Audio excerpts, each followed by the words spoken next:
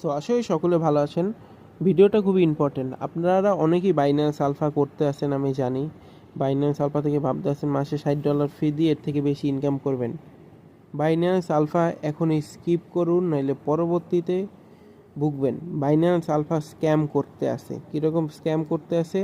আপনি যত ডলার ফি দিয়ে করবেন তার থেকে আপনাকে কম পরিমাণ প্রফিট দিবে।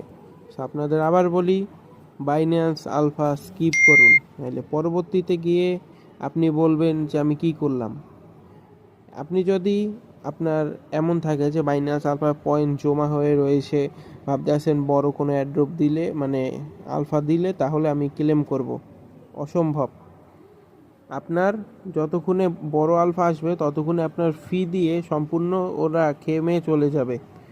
বাইন্যান্স আলফা স্কিপ করুন।